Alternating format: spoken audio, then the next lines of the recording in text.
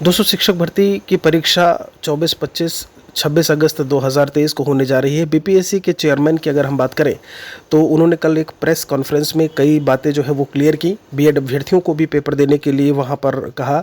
दूसरी जब हम बात करते हैं तो जो नकारात्मक अंकन था, नेगेटिव मार्किंग, वो भी जो है वो हटा दिया गया है। चूँकि पेपर 1 यानी कि लैंग्वेज के पेपर में पहले से नेगेटिव मार्किंग नहीं थी, और जो जीएस का पेपर था उसमें नेगेटिव मार्किंग थी 120 मार्क्स में, वो भी अब हटा दिया गया है। यहाँ पर जो अपडेट है बड़ी, वो ये है कि जब हम बात करें आपकी परीक्षा, तो चूंकि 24, 25, 26 को है और 1 महीने के भीतर यहाँ पर रिजल्ट भी देने की जो है वो बात बीपीएससी के द्वारा की गई है। यहाँ पर अगर हम बात करें, आप सबसे लास्ट में यहाँ पर देखेंगे तो इनके साथ देखिए, सबसे पहले डीएलएड अभ्यर्थियों का जो रिजल्ट है वो जारी किया जाएगा। साथ ही माध्यमिक और उच्च माध्यमिक के अभ्यर्थियों का जो रिजल्ट है वो 25 सितंबर तक जारी कर दिया जाएगा।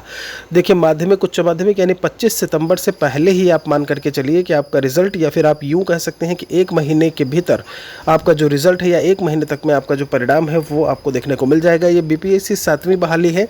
यहाँ पर दूसरी तरफ अभी भी स्टूडेंट्स की बात करें तो वो असमंजस में है, चूँकि बीपीएससी के चेयरमैन के द्वारा ये बात कही गई कि आप परीक्षा में आइए, लेकिन बाद में जो है वो सारी चीज़ें डॉक्यूमेंट वेरिफिकेशन के आधार पर ही जो है वो तय होंगी। एक तरफ जब हम बात करते हैं तो सीटेट का सर्टिफिकेट जो है प्रीवियस वाला, अगर हम बात करें जो भी था, तो बीएड अभ्यर्थियों का पेपर 1 के लिए रद्द कर दिया गया।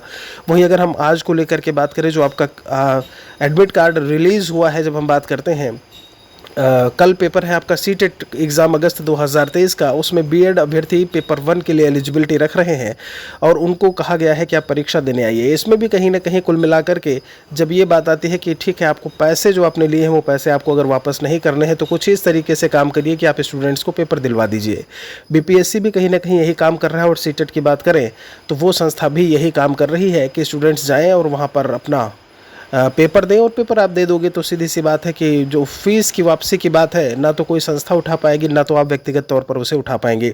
ये चीज़ें कहीं ना कहीं पूरी तरीके से क्लियर होनी चाहिए जो है, लेकिन अभी तक जो संस्थान हैं वो अपने लाभ को ध्यान में रख करके चल रहे हैं, इस चीज़ को क्लियर नहीं कर रहे हैं, और पूरी तरीके से स्टूडेंट्स जो है वो इसमें परेशान हैं। फिलहाल के लिए बिहार के लिए आप पढ़ते रहिए। कोई और सवाल है तो कमेंट सेक्शन में लिखिएगा। शुक्रिया आप सभी का।